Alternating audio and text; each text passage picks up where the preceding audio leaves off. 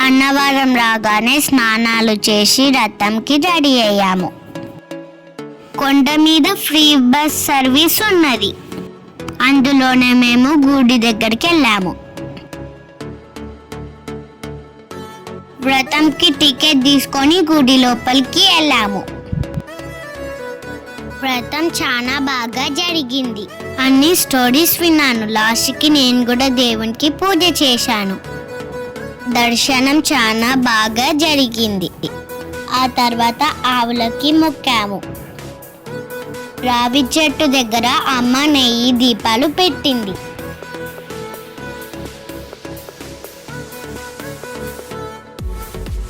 ఇక్కడ షాప్స్లో చాలా స్నాక్స్ బొమ్మలు ఉన్నాయి, కానీ అమ్మ నాకు ఏమి కొనియలే.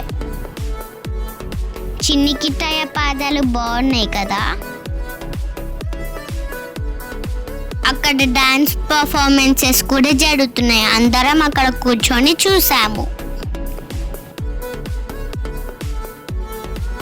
తమ్ముడు జీజ ఫొటోస్కి దాచిపెట్టి మాకు కూడా పెట్టిపించారు.